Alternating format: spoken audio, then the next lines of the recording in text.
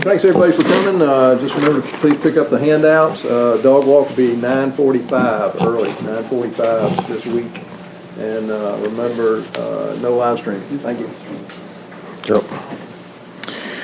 All right, well, it's on to South Carolina, who I've been very impressed with, and I think they're playing a lot better. They've gotten better throughout the year. You can tell from game 1 to game 2, and they're healthier, number one. They've got a lot of guys playing at a high level. Got a lot of respect for the way Will runs the program. I think they're doing a really good job. Both coordinators really get after you. They put pressure on you in 3 phases: offense, defense, and special teams. They do a great job up front defensively. They got a lot of big guys and more big bodies than they've had in the past, and they're healthy. And then offensively, they've got one of the best wide receivers that I've seen on tape in Brian Edwards. He does a great job. Helinski is a very talented quarterback. We recruited him hard here. He's got extreme arm talent. He can make all the throws. And they're doing a lot of things that are tough to defend offensively, and they put pressure on you from special team standpoint. So been an exciting game. I want to challenge our fans who have always responded to challenges to get in your seats early and get ready for an early kickoff. Our guys will need that support, and we'll need the crowd noise and the impact we had in the Notre Dame game. We'll need that same thing going against a young quarterback. With that, I'll open it up. Kirby, after the game the other night, Jake talked about, some teams just like to light up the scoreboard and all that, and there are some teams at the top of the country that do seem to have like pinball machine offenses. You're coming off a very efficient game as far as yards per play and time of possession and all that stuff, but are you happy with the offense, or is there a lack of big play potential compared to some other offenses out there? Am I happy with the offense? Yeah, I'm happy with what we've been able to do, sustain drives. Do we want to be more explosive? Yes, we want to be more explosive. I think we're always looking. We have a goal of 1 of every 8 plays to be explosive. In this game, we were 1 out of 8.3. So we missed our goal offensively of being explosive. That's our standard. That's not, some teams may have, they want 1 every 5, but we want 1 out of every 8 plays is our goal, and we were 1 of 8.3. So we just missed it and weren't. And some of that, they did a good job of. And you take 1 or 2 blocks downfield and 1 more play is explosive, and you make that goal. But we're always looking to improve. And the same thing with defense. We're trying to not give up explosives. Raise your hand if you have a question.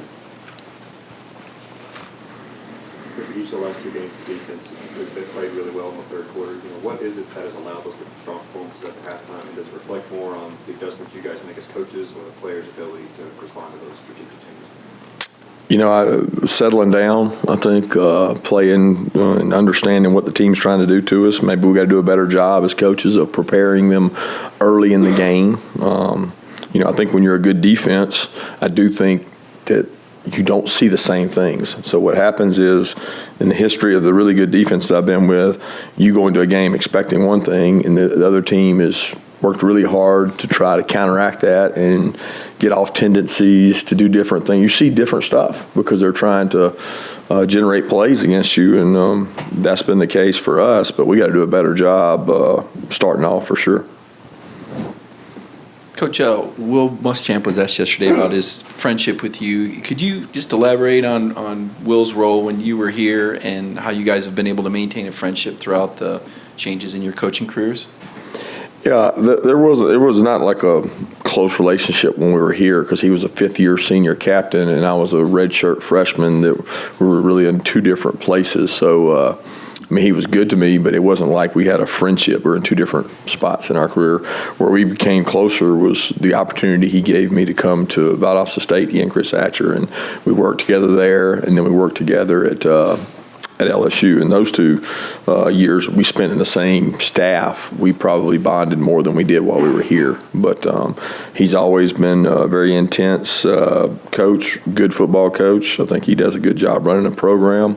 And that has allowed us to share information when possible, when it's not about scheme and it's more about philosophy. But he has been a good friend. I got a lot of respect for him. Kirby, to piggyback on the offensive explosion, one of the extreme nitpicking with Jake's completion percentage to wonder about him throwing downfield, but not seeing the all 22, are those shots not there a lot, or? You lost me. You said not seeing y'all's 22. What were we The all doing? 22, the tape. Oh, I got you. The whole picture. What is the whole picture there? Are the safeties, the quarters just taking away the deep shots, and he's just very adept at hitting the balls that are there? No, I mean, he's taken some shots, and we've hit some. I mean, we take shots in practice. He has progressions that he reads, and he goes through his progressions, and he looks for the right throws. But I don't know that it's all about being explosive. Is a lot of things. It's blocking downfield. It's winning one-on-ones. It's speed, vertical speed versus horizontal speed. There's a lot of things combined in that. I mean, you look at just look at us defensively in reverse and say, okay, what have we given up? Explosive. Well, two of our explosives are busts. One was against a team that came in. We gave up the play early in against, was it Murray? I think it was, or was Arkansas State? It was Murray. So we give up a big play in that game off of a bust, and then give up a really big explosive last week, again, off of a bust. So some of that is mistakes where he's going to capitalize on those errors if he gets those opportunities. But we haven't had a lot of busts in coverage where they left a guy free or somebody just messed up. And George, had an explosive where he won one-on-one outside. And I think that those are the ways you get an opportunity to get those explosives down the field. But it's not a matter of him not reading it correctly or us not calling it, because a lot of times the progression's deep to short or short to deep or across the board. And he does a good job of finding the right guy with the ball. Kirby, what do you remember about coaching Thomas Brown as a player, and what was that season like for you to coach on the offensive side of the ball in 2005? Thomas was one of the hardest working players we had in that room. I had a really good room of running backs. There were 4 or 5 really good backs: Craig Lumpkin, Danny Ware, Tyson Browning, Thomas Brown. There was good backs in that room, and he was probably the hardest working, quietest guy that came to work every day. Extremely physical and explosive for his size, and he's just a great leader, great person, and he continues to be that way as a coach. What was the second part? So you've been obviously a defensive assistant. Yeah. That year on offense, what did you learn? Well, I think coaching the running backs was more than just effort. It was psychology. It was management. You got 4 guys in the room that all want the ball. Protection of the ball and protection of the quarterback was an ultimate goal. But it was a good experience for me to see how offenses think about things. I think that was probably one of the most valuable years of my career, because I looked at it through the eyes of an offensive staff, Callaway, Bobo, and Coach Rick, of how they analyze the defense and how they see things. Coach, do you have an update on Jordan Davis, how you guys might manage his practice workload this week? And also, after he left the game early Saturday, after watching the tape, what type of things are you able to see about the impact he has on the defensive line when he's, how much of a difference do you see when he's not out there? I'll be honest, I didn't see a huge difference when he wasn't out there, because the things he impacts are the run game, and we were able to control the run game pretty well. The play was in there. We actually had a run come out, so we didn't play a run right early in the game when he was in there, and we fit him a lot more right as the game went on. We think Jordan's going to be fine. He's not going to be out there today early on. He's going to be rehabbing when you guys are out there, but we think he's going to be fine to go, so we expect him to play. Now through 5 games, where have you seen Brian Herring improve the most from where he was in the offseason to where he is now? I think the confidence. Brian, I don't know that it's major improvement. The Brian I'm seeing now is the Brian that I've always seen. The difference is you guys are seeing him. And you say, why didn't he play? Well, there's guys in the NFL, the reason why he didn't play. Brian has been perfectly capable, and when he got his opportunity, he seized his opportunity the times he got those opportunities in the past. He's just getting more opportunity now. I think his vision, his decision-making, He catches the ball well out of the backfield. He runs really hard. I mean, he runs physical and explosive. And to be honest with you, he practices that way. So when he goes out to practice, he doesn't treat practice different than a game. And I think those practice habits have allowed him to be successful in games. It's just you guys are getting able to see it now. To follow up on that, can you talk about the continued emergence of depth at running back and including with Samir White getting his chances? Yeah, I don't see it as an emergence. I see it as it's kind of been there. I mean, you say what's the deepest position on our team? You would probably argue that running back is the deepest position, and those guys compete really hard in practice. They work for their reps. We thought Samir had some really good work last week. His protections have just become, he's really physical in his protections. He's one of our best pass protectors. So he's earned that right and that trust to get out there, and we're pleased with his growth, and it's added more depth. And I mean, he started on punt return this game, and he did more things in this game than he's done in the past. So with him, I mean, Kenny is showing up more and more on special teams for us. He's figured out that that's an opportunity for him to gain trust, and he's done that. So those guys are working really hard. Kirby, you're going from facing one true freshman quarterback to another, and I know you had true freshmen in 16 and 17 here starting for you, and I think Alabama, 5 of their 8 games could be against true freshman quarterbacks in the SEC. Are you surprised by that number? And is there, it seems like you don't want quarterbacks to lose the game, and you need them to be game managers early on. When you get to the midpoint of the season, and I know Maurer was just making his first start last week, but when freshman quarterbacks get to the midpoint of the season, do you feel more comfortable putting more stuff on them?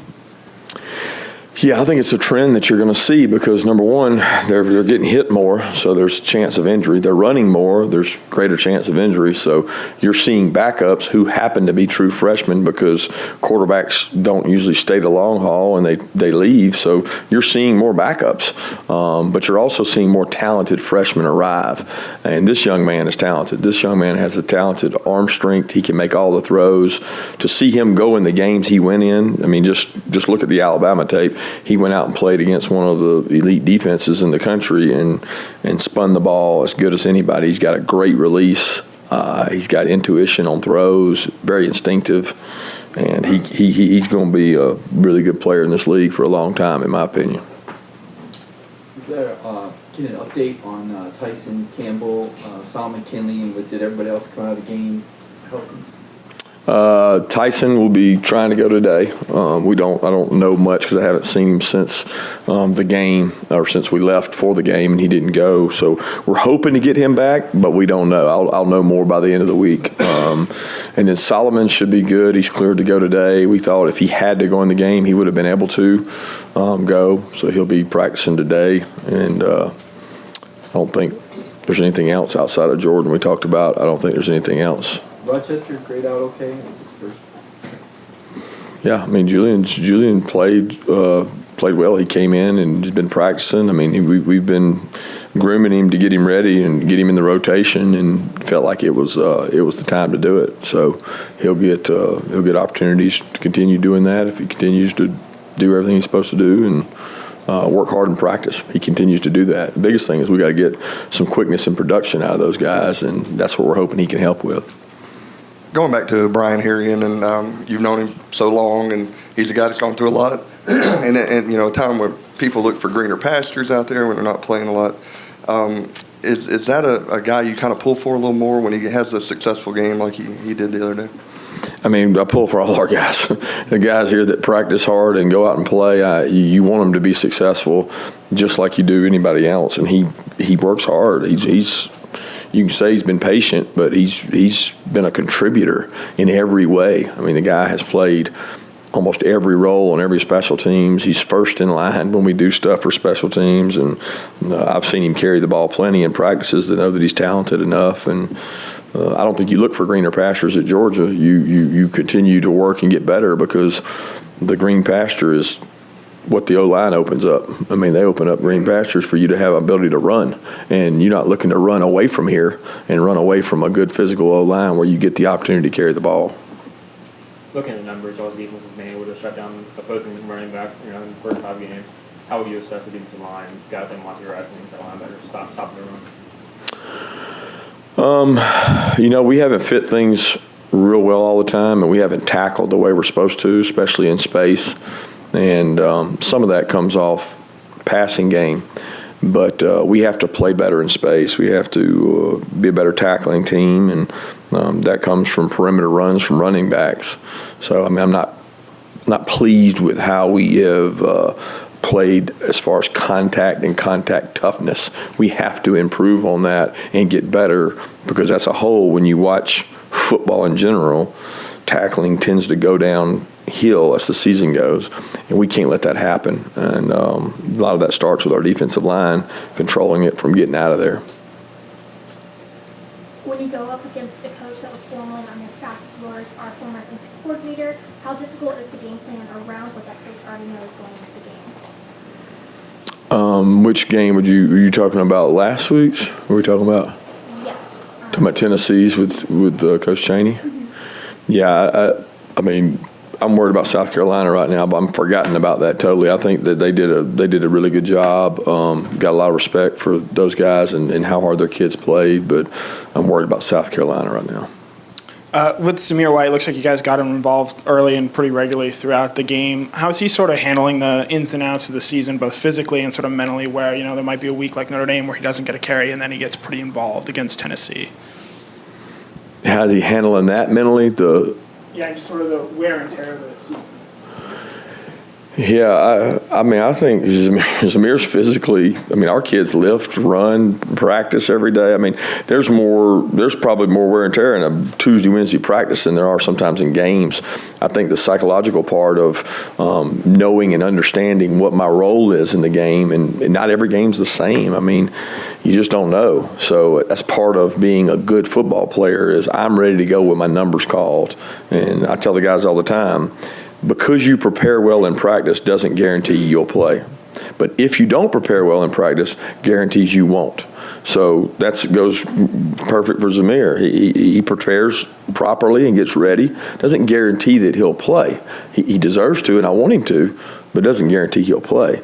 But if he doesn't do those things, it'll guarantee you won't. And he's handled that well. He prepares and gets ready to play, and he prepared to get ready for Notre Dame just like he did for Tennessee. It wasn't different. It's us making sure it happened, and also him being prepared to take advantage of the opportunity and practicing the right way so that we know he's ready. Coach, South Carolina's coming off an off week, and you've got several opponents this year that are coming off weeks. What do you make of that, number one? I guess it's something that you have absolutely no control of. Right. What are some of the realities of it when a team's got an extra week to prepare and you don't in particular? Well, it's a reality that you deal with. It's kind of like the kickoff time. You don't have control over it. You take it and you go and you do the best job you can with it. In a 2 off-week year, I found that it seems like obviously there's more opportunities just statistically for that to happen. So when there's a 2 off-week season, which there is this year, there's more that have that chance of happening. And you worry about it as a coach, but there's something you can't control. So when you can't control it, you just move on and you say, look, hey, maybe we didn't start good defensively last week because we were off the week before. Sometimes there's some rust there, and you playing a game sometimes is good for you. You get to grow and develop. I do think the healing part is helpful, and getting fresher, recovery time. Those things are probably beneficial for the team that's off. But at the end of the day, you got to go out there and play the game, and everybody's playing the same number of games. So. Coach, what are your thoughts about promoting a player, or in your case, players, for Heisman, and when will that campaign, Hot Rod for Heisman, begin? I'm ready to start it right now. Hot Rod does a great job. He does everything he's asked. He's a great leader on our team. He's very consistent, and he has an approach to the game and an approach to his method of doing things that is unique to him, and he believes in it, and we trust him a lot, and he's been a tremendous leader, just in this room with our team, because people see how hard Rod works. So it's an honor to have him on here, and he works really hard. 2 more questions? So in terms of players on your roster, will there be wire with them here or when they're high school prospects? I mean, how much are you able to learn about their background, their motivations, their families, and then when they go out and have individual performances like some of these guys have week to week? I mean, do you ever look back on that and say, maybe remind the player of like, this is maybe their why, I suppose, of coming to Georgia performing like they have? Yeah, I think, you connect during recruiting and you spend more time with the family during recruiting than you do with them just as a player a lot of times. The toughest part about when they come as a player, their families come for, team events in the spring, team events in fall camp, banquets and galas. A lot of time is the time you get to see the family. You don't always get to see them around a game time because we're so busy with recruiting or so busy with media or recruiting afterwards. So it's hard to spend as much time as you want with them, but that connection that you form with their family, what made their son or daughter the way they are through everything they do. And you see a lot of that with these kids, and the trials and tribulations they may have had at home, and you're so happy for them when they have success on the field because they work so hard for it. But just as important to me is the development of the guy that's not having success right now, that's going through the hard time of growing pains of, I haven't quite been able to crack the lineup, but I'm getting close. And those are the ones that stick the Brian Harry, and the guys that stick it out and they stay and they work, and then they're rewarded by their patience are the great stories. Just a quick follow-up on Helinski for South Carolina, Coach. How does, I guess in the way he compares to Jake Bentley, maybe what he does better than Jake does? Well, it's hard because you see Jake in the first game, and we've played Jake a couple times. They're a little different quarterbacks. I think Helinski has a really quick release. He's got the ability to get it out. He's got great velocity on his ball. He's athletic and mobile enough to move in the pocket and get around and do some things. He just does not play like a freshman, and not that Bentley does, because Bentley's certainly not a freshman. But Helinski's done a great job of whipping the ball, throwing quick game stuff. I mean, vertical down the field. He's got a really good group of wideouts, and they do a great job of putting him in successful situations. So he's made that transition really smooth.